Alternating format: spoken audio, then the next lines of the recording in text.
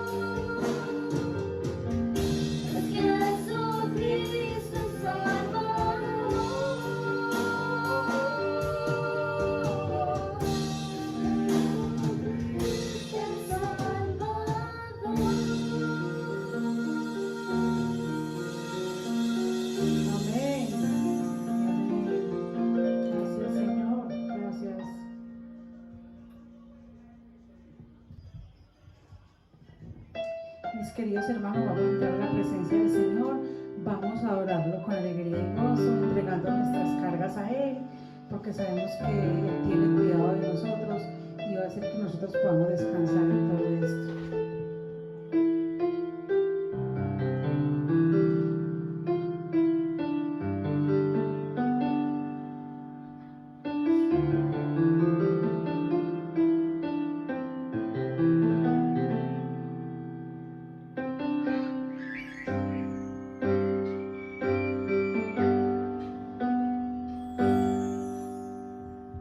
Al estar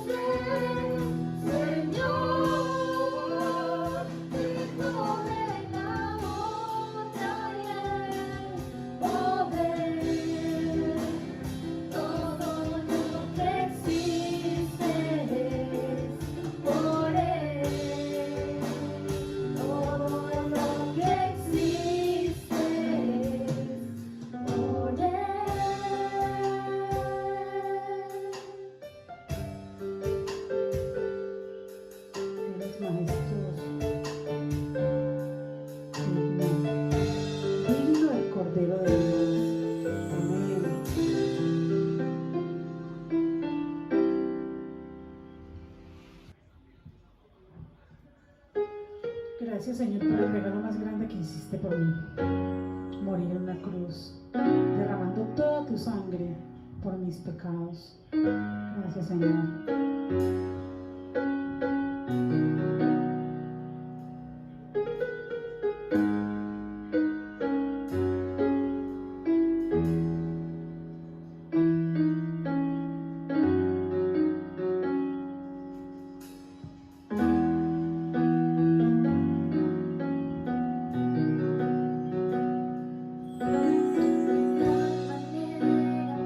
Así me amaste, Señor.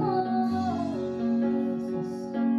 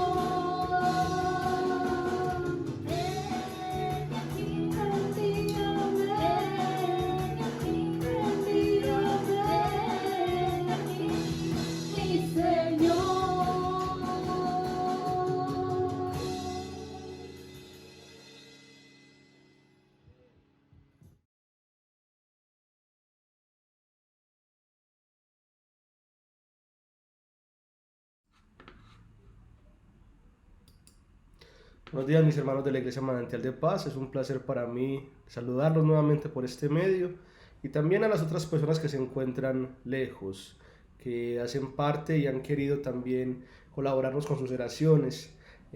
A nosotros como iglesia, sepan que los llevo en mis oraciones también delante de Dios y sigo orando por ustedes. En esta oportunidad vamos a seguir con la predicación de la palabra. Pero antes de entrar a ella, permítanme orar al Señor. Padre Celestial, gracias. Gracias porque nos permites, ante todas las cosas, Señor, vivir para ti. Ayúdanos a hacer tu voluntad en medio de las situaciones difíciles en las que estamos viviendo. Y otórganos tu paz, aquella paz que sobrepasa todo entendimiento. Que en nuestros afanes acudamos a la oración y vivamos para ti. En tu nombre oramos. Amén y amén.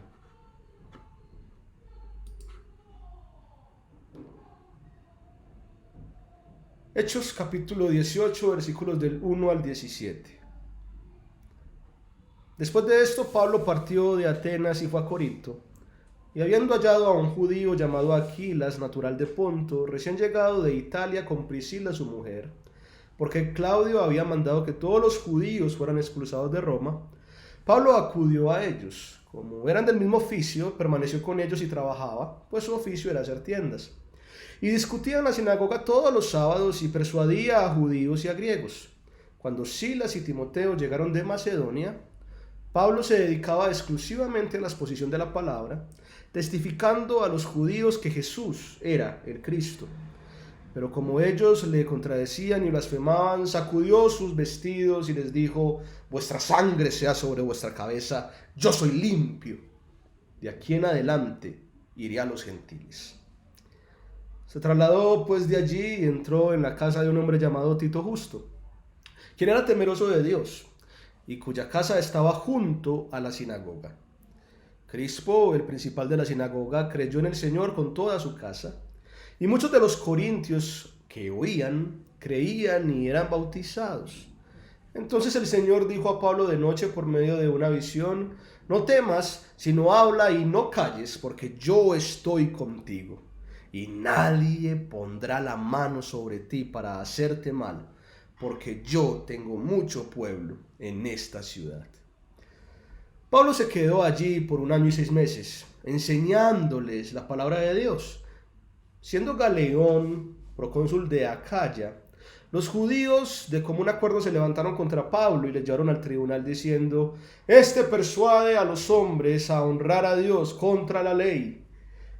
Cuando Pablo iba a abrir su boca, Galión dijo a los judíos: si se tratara de algún agravio o de algún crimen enorme, oh judíos, conforme al derecho yo os toleraría. Pero ya que se trata de cuestiones de palabras, de nombres y de vuestra ley, vedlo vosotros mismos. Yo no quiero ser juez de estas cosas. Y los expulsó del tribunal. Entonces todos tomaron a Sóstenes, el principal de la sinagoga, y le golpeaban delante del tribunal. Y a Galión ninguna de estas cosas le importaba. Esto es palabra de Dios. Creo que muchos de nosotros hemos tenido pesadillas, ya sea de niños o de adultos, por algo que hicimos, que vimos o que recordamos, causándonos como consecuencia angustia, desesperación o ansiedad. Hay veces en donde la pesadilla es tan intensa que nos despertamos sudando frío. Pero así como hemos tenido pesadillas, también hemos tenido sueños agradables.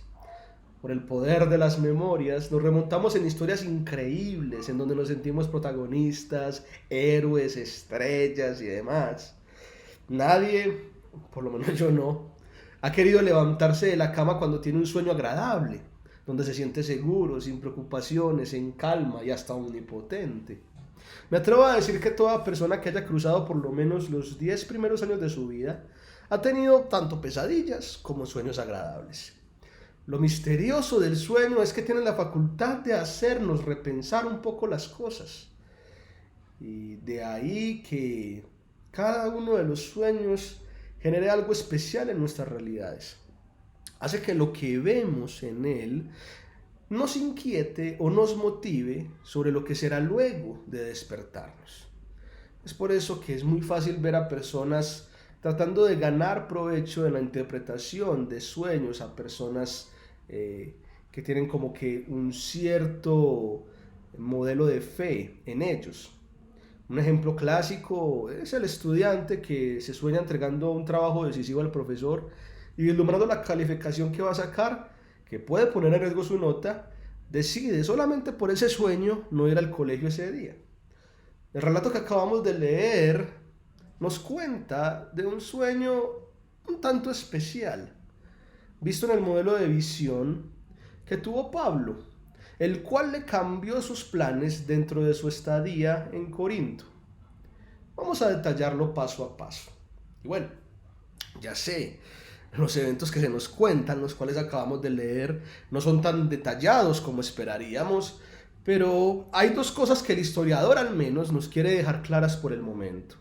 La primera, que Pablo asistía a la sinagoga cada sábado a predicar de Jesús a todo el mundo, mientras hacía tiendas. Y la segunda, que Pablo se dedicó de lleno a predicar el mensaje de Jesús entre los judíos cuando Timoteo y Silas llegaron a colaborarle.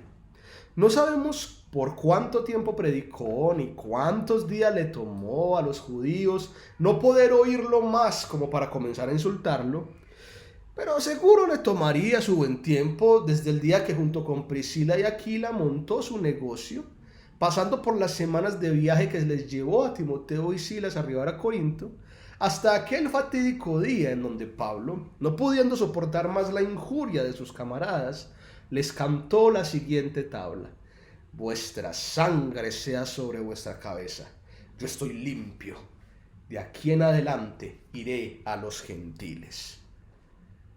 Declarada dicha sentencia, Pablo comienza a predicar a personas no judías, es verdad, pero al menos sí a personas que tenían que ver con el judaísmo. Se queda en la casa de un hombre llamado Justo, un temeroso de Dios, en otras palabras, alguien que simpatizaba con el judaísmo, y le predica a un jefe de la sinagoga llamado Crispo, y este se convierte, así como también lo hacen otras personas temerosas de Dios en Corinto. El mensaje crecía, pero el problema no era que creciera, no. El problema era dónde crecía. Estaba creciendo cerca a la sinagoga, a unas casitas de más, el escenario donde los judíos se reunían para escuchar su ley. Imagínense por un momento la escena. Mientras los judíos siguen asistiendo sin falta todos los días a su sinagoga, y Pablo era judío, ¿dónde está Pablo? Pues viviendo, comiendo y predicando cerca de ella, en la casa del Señor Justo. Y no solo eso, sino que ahora los mismos judíos ven cómo su jefe de la sinagoga, don Crispo, cambia de un momento a otro de religión gracias a la predicación del apóstol. Es como ver en una misma esquina a una iglesia presbiteriana y a un salón de los testigos de Jehová, en horarios de atención iguales, mismo horario para los servicios dominicales y mismo plan de impacto evangelístico para la cuadra en donde hacen reuniones. Se podría pensar rápidamente que en toda una batalla campal se desencadenaría tarde o temprano el detonante. Y es que claro, después de la reprimenda que Pablo dio a los judíos en la misma sinagoga, uno esperaría ver a Pablo salir inmediatamente de su círculo de influencia. Pero aquí es donde entra lo raro. No se sabe si porque le tocó, porque tenía bajos recursos o porque las herramientas para montar su nuevo negocito estaban cerquita, a la mano, que Pablo decide quedarse en casa de un cuasi judío, casi a una cuadrita de la sinagoga de los judíos, y en medio de todo un sistema que estaba en completo combate y tensión. Pienso que no hay nada más incómodo que eso. Ustedes tendrán sus ejemplos. Yo al menos me imagino algo como esto. Yo tengo un amigo que vivió un tiempo en un inquilinato. Los días pasaron y él se ennovió con la hija del señor que le arrendaba la habitación.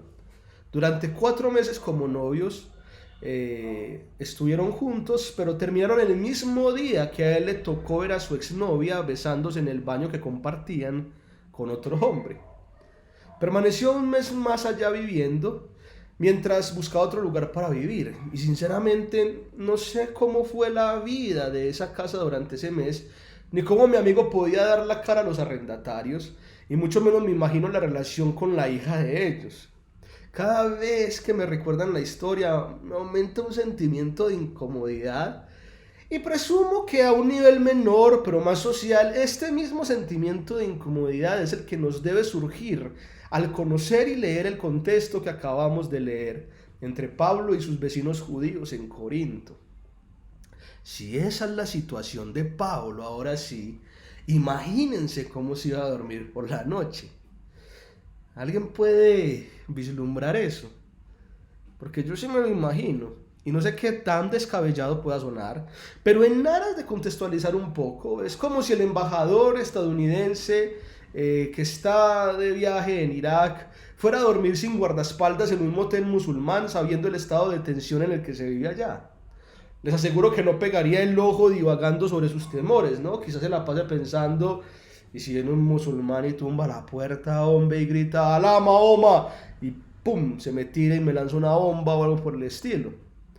No puedo dejar de dibujarme la escena que vivía Pablo de la misma manera. Pablo con su sábana en casa de Justo, pensando que en cualquier momento puede venir un judío, pero de esos tipos celote, que les gusta aclarar sus ideas a los golpes, y claro está, soñando con eso una y otra vez. Eso sí que es una pesadilla. Hasta ahora las mieles del Evangelio lo habían llevado a tener experiencias agrias con los judíos. En Listra lo dejaron casi muerto por un apedreamiento que los judíos provocaron, Hechos capítulo 14.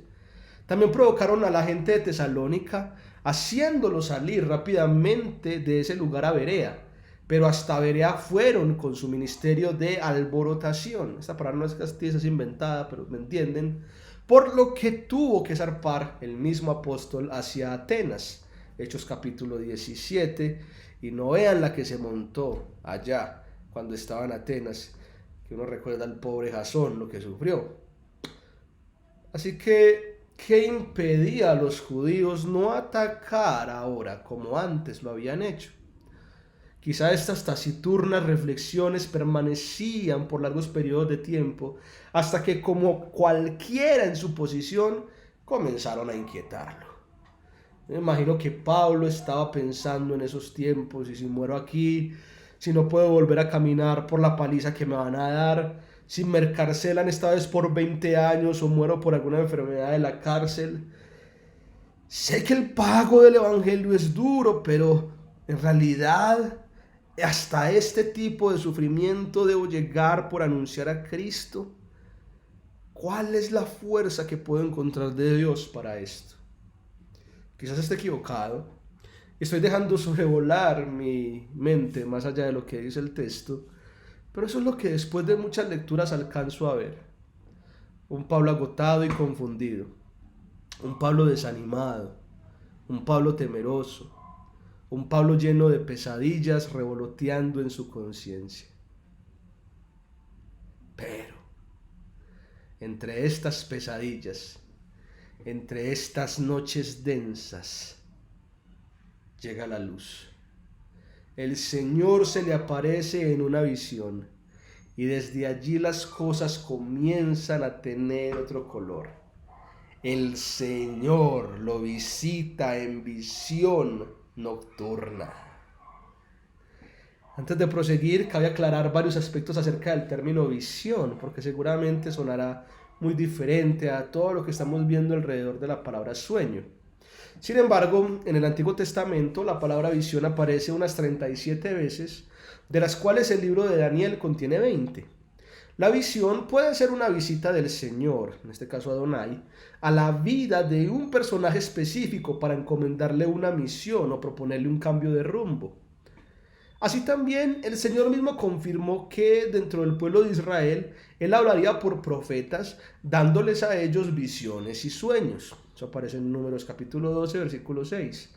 Cuando se centra en los textos proféticos, el concepto de visión adhiere ahora un elemento más, que es el elemento de la profecía. Isaías es un vivo ejemplo de esto, pues comienza sus profecías usando el término.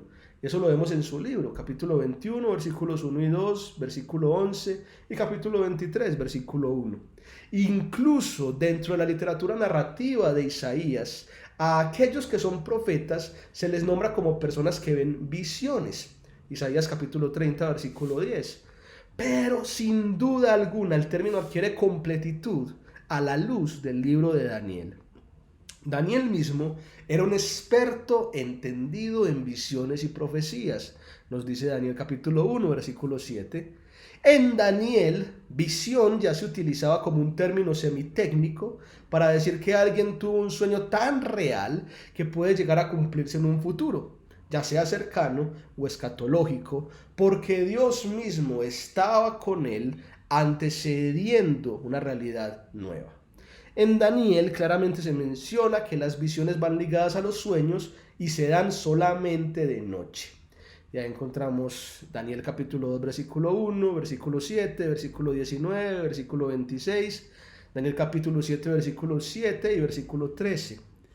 También esos sueños acuden a la interpretación, contienen elementos de juicio, apuntan a un evento último y pueden incluso dar delimitadas formas de acción dentro de un tiempo y espacio determinado, como sucede en Daniel capítulo 8, versículo 2 y Daniel capítulo 9, versículo 24.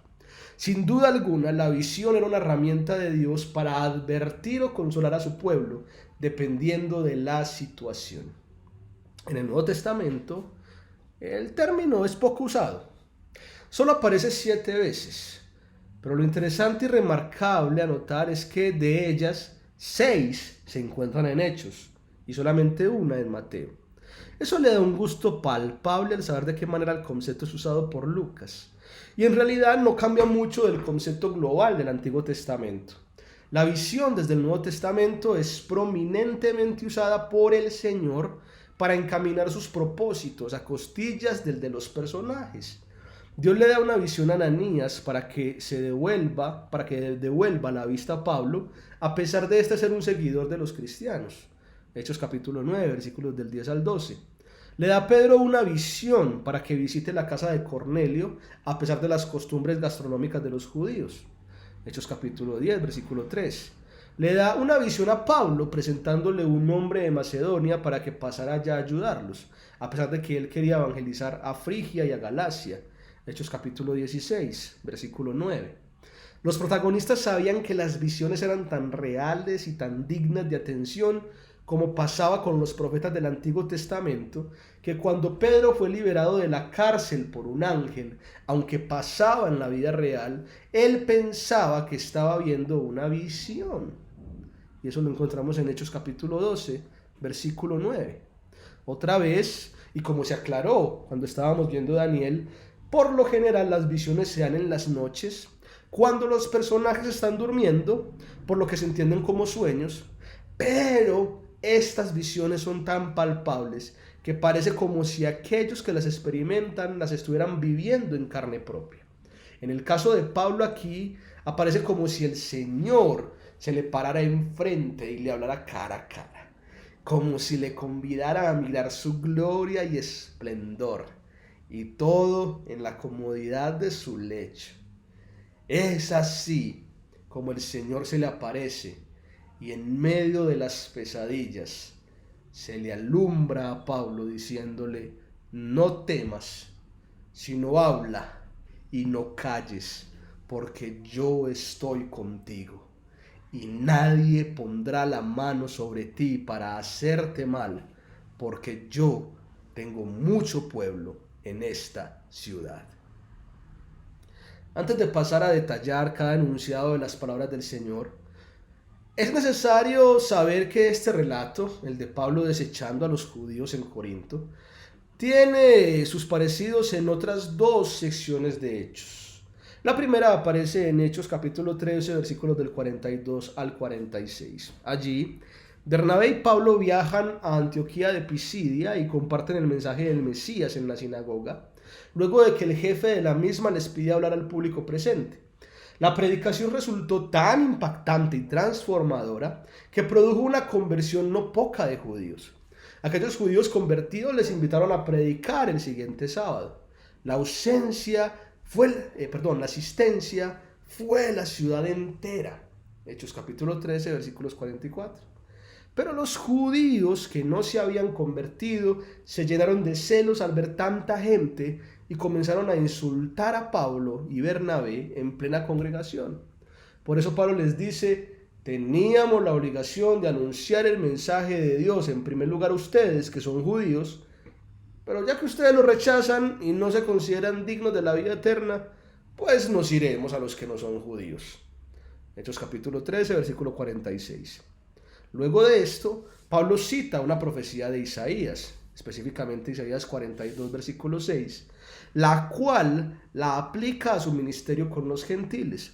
Ellos se contentan de poder recibir la salvación que los judíos han despreciado. La segunda sección ocurre al final del libro de Hechos, es decir, en Hechos capítulo 28, versículos del 20 al 28. Allí, Pablo, preso en Roma, llama a los principales de los judíos a su residencia carcelaria. Apela a su inocencia y concreta un día en donde la gente pueda venir a oírle. Caso seguido, les predica el evangelio. Como costumbre hasta tal punto, unos creyeron y otros no, pero otros mostraban indiferencia. Aquellos que mostraron indiferencia, Pablo, luego de citar Isaías capítulo 6, versículos del 9 al 10, les dice: sepan ustedes, pues, que de ahora en adelante esta salvación de Dios se ofrece a los no judíos, y ellos sí escucharán. Hechos capítulo 28, versículo 28. Tanto en la primera como en la segunda escena, Pablo muestra interés en citar al profeta textualmente con el fin de que el mensaje quede clarificado. Su mensaje hacia los gentiles iba dirigido por el rechazo que los judíos estaban haciendo de él, pero Dios era el que estaba dándole las fuerzas a Pablo de poder tomar estas decisiones. Esta vez en la que lo vemos es la vez fundamental en donde la profecía de Isaías se confunde para que el mensaje del evangelio con Pablo crezca. La pregunta del millón es: ¿por qué menciono todo esto, no?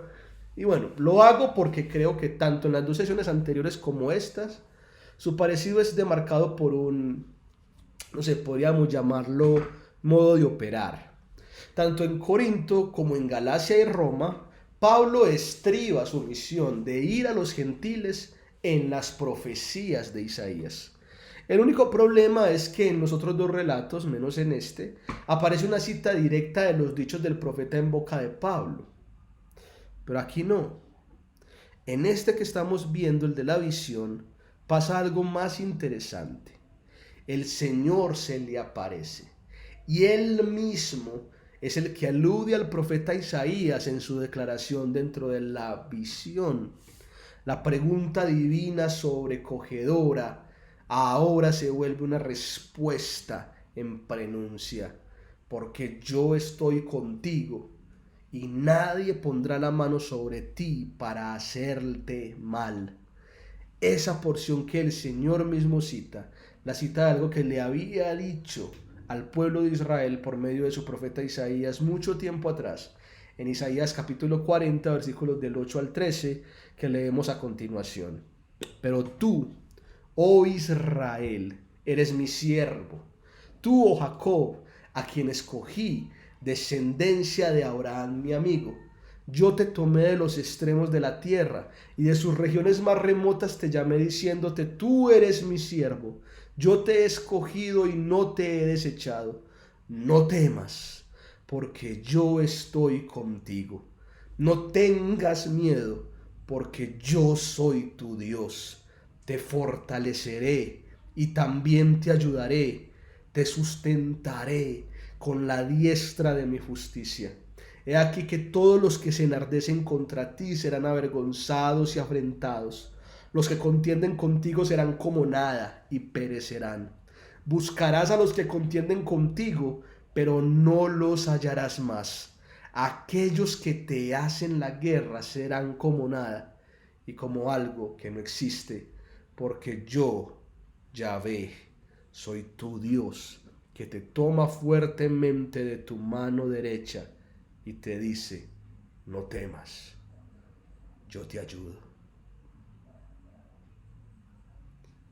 Esto es sencillamente increíble. En el tiempo de Isaías, Israel estaba a punto de sufrir la deportación por el pecado que sus dirigentes ellos mismos habían cometido. Pero el bálsamo divino seguramente los cubrió con estas suficientes palabras. Ahora bien, no estoy diciendo que Pablo e Israel son iguales ni nada por el estilo, pero sí estoy diciendo que el Señor está usando las palabras de consuelo que dio a Israel para consolar a Pablo en su aflicción. Lo diferente es la causa. Israel sufriría el exilio por su pecado, pero Pablo sufriría la persecución por el evangelio. Sin embargo, ese origen no debe opacar la gracia que nuestro buen Dios demuestra con aquellos que escoge, con Israel, así también con Pablo. La sombra tanto de Pablo como de Israel no era su propia sombra, era la sombra del Creador, listo para sostenerlos por detrás en el momento de sus tribulaciones. Al igual que la profecía de Isaías, el Señor se presenta en la visión como el Dios soberano, pero a su vez como el Dios confiable, el respaldo, la prenda de seguridad donde uno puede asirse en las pruebas. Las mismas palabras que Jehová, Yahvé, dijo a Israel sobre su cercanía al exilio, ahora las oye Pablo sobre su creciente inquietud. En ambos casos, Dios, quien es el que ha escogido a sus siervos, promete liberarlos de la opresión por la que pasarán. Y en el caso de Israel ya sabemos que se cumplió. Dios no dejó en el aire su promesa, sino que los trajo nuevamente a su tierra. Y ahora Pablo escuchaba el mismo consuelo proveniente del gigante protector, quien cumple su promesa. Dime tú, ¿qué persona no dormiría tranquilo después de semejante aparición? Ahora no nos queda nada más que, ahora sí, discriminar y diseminar la oración por los enunciados. La primera porción es: no temas, sino habla y no calles. Para Pablo, este debería seguir siendo su camino y su sendero, y a eso lo lleva su Señor. Este debería seguir siendo su estilo de vida. Las aflicciones que el Evangelio trae no deben acosarlo en seguir predicándolo. Al fin y al cabo es un mandato del mismo Señor, igual de real que la luz que la bajó del caballo rumbo a Damasco. Estas tres proposiciones de nuestro Señor deben ser el pilar de nuestra vida y ministerio. Mejor es anunciar el Evangelio con valor que esconderlo por temor. Y la razón de esto reposa en la segunda respuesta de la gracia divina: porque yo estoy contigo y nadie te pondrá la mano sobre ti para hacerte mal. Ya el texto de Isaías alumbró mucho el tema. La ordenanza del Señor no descansa sobre un piso falso, descansa sobre el fundamento del universo, sobre su creador. El hacedor de todo cuanto existe se acerca a Pablo para recordarle que estaba a su lado, para recordarle que no hay nadie capaz de ponerle la mano encima mientras él lo esté cubriendo. El Evangelio debe ser anunciado sin temor, porque la confianza en aquel que nos sostiene derrumba el miedo. Así como un niño pequeño que camina por la calle cogido de la mano de su padre no siente temor ante la llegada de un perro rabioso que le ladra. Así nosotros, estando pegados al protector, no debemos estar agobiados por el dolor ni por la duda. Esta es la parte de mayor fuerza, por la que se sostiene toda empresa, y las dimensiones de lo hablado en Isaías la vivifican. Mejor es vivir asidos del Salvador que morir sumidos en la angustia. Y aún así, las promesas infinitas de aquel que es fiel para cuidarnos no terminan. Dice luego el Señor en su visión: pues mi pueblo es grande en esta ciudad. La misma expresión que Dios usaba para su pueblo Israel ahora se extiende a una pequeña región en Corinto, que por muy pequeña que sea, tiene mucha gente. Justo y Crispo, junto con muchos más, seguramente apoyaban a Pablo en sus momentos de incertidumbre. Y eso que al pobre Cristo parece ser que lo sacaron del ministerio al saber que se había convertido al cristianismo, y en su lugar pusieron a otro llamado Sóstenes, que le fue como los perros en misa también. Junto con muchos más, estas personas apoyaban al apóstol. No somos los únicos, como lo creía Elías al verse perseguido por la reina impía y adoradora de Baal. A nuestro alrededor debemos reconocer que hay gente anunciando el mismo evangelio que nosotros anunciamos, y esto debe dar aliento en medio de la desesperación. Pero al mismo tiempo, ese mismo evangelio que nosotros anunciamos, hay personas que no lo conocen, que están dispuestas a conocerlos, y esa es la gente a la que el Señor quiere alcanzar. La soledad no puede acabarnos, pues nunca estamos solos. Hay gente con nosotros, y hay gente que es nuestro objetivo para que estén con nosotros. Siempre quedarán dos que compartan el evangelio a los demás, a tiempo y fuera de tiempo, y siempre habrá dos o más que querrán escucharlo y compartirlo luego de convertirse. Aquellos que confían en Dios encontrarán fuerzas en aquellos otros que confían en Dios. Mejor es estar del lado de los confiados que a las espaldas de los temerosos. Las implicaciones y dimensiones de la voz del Señor inmediatamente alejaron las pesadillas del apóstol. Y quizá la intención de irse rápido de aquella ciudad, porque luego se nos cuenta que después de la visión, Pablo se quedó la módica suma de 1 año y medio más enseñando en Corinto, luego de tener la visión. Como leímos en los siguientes versículos, el suceso con Galión fue la viva muestra de que la visión del Señor se había cumplido, pues a Pablo no le tocaron ni un pelo, a pesar de que los judíos lo arrastraron al tribunal para enjuiciarlo. Galión, con su desinterés providencial, permite que el evangelio se siga expandiendo por boca de Pablo, mucho más que antes. Y el que chupa es Sóstenes. Pero no se pueden abordar todas estas maravillas de la historia desconociendo su valor para nosotros hoy en día. Tratar del evangelio es tratar de un tema ríspido, pues siempre tiene su precio, y con su precio siempre habrá en nosotros una cuota de inquietud, de dolor, de temor, de pesadilla. Muchas veces nos da temor anunciar las buenas nuevas por las malas experiencias que hemos tenido en el pasado, donde hemos sido difamados por los demás o amenazados, como pasa en muchas regiones rurales de Colombia.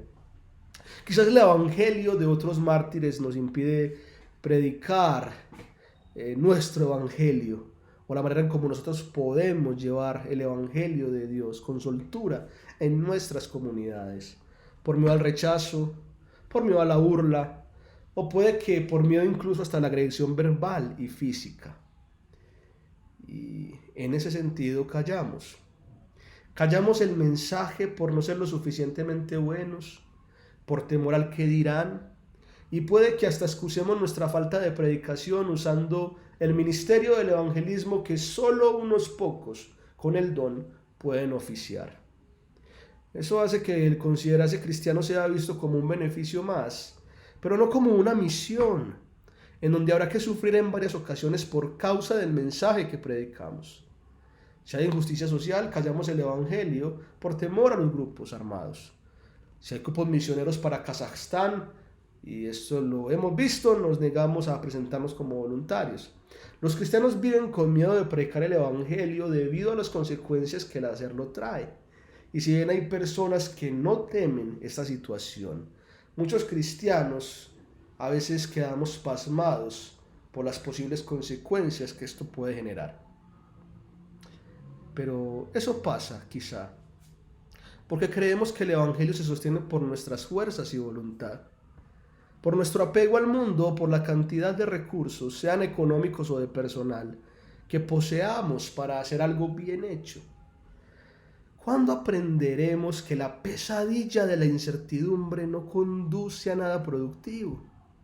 El Señor en su gracia infinita nos deja a la luz de una visión la confianza para proseguir, pues Él es quien nos dice, como le dijo al apóstol, que no callemos, que prediquemos, que no temamos, que todavía hay pueblo.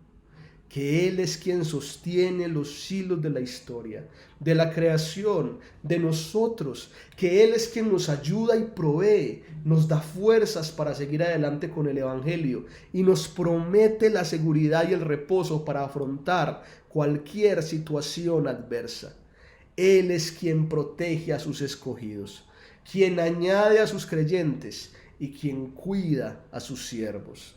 Él es quien nos despierta de la pesadilla, en la penumbra del temor que nos esclaviza y nos dice: no temas, yo te ayudo. Hermanos, no temamos, prediquemos, no callemos. Dios está con nosotros, está a favor de nosotros, está en constante cuidado y protección de nosotros. Y está recordándonos constantemente que así como está con nosotros, está con muchos más, consolándolos tal como consoló a Pablo. A través de este sueño tan real, nosotros podemos comprender también que la visión es para nosotros un dulce sueño en la pesadilla, donde siguen retumbando las palabras divinas: no temas. Oremos. Padre, gracias por tu mensaje. Gracias por recordarnos aquello que quizá olvidamos. Gracias por no hacernos presa del temor, ni siquiera en estas situaciones de pandemia. Porque tu visión sigue apareciéndose cada vez que leemos las Escrituras y escuchamos en medio de nuestros momentos de pesadilla y de incertidumbre: no temas, yo estoy contigo, nada te hará daño, ve, porque tengo mucha gente en esta ciudad. Ayúdanos a no temer para predicar el Evangelio y traer a otras personas a la gracia de la confianza y de la fortaleza que solo tú puedes dar. En tu nombre oramos. Amén.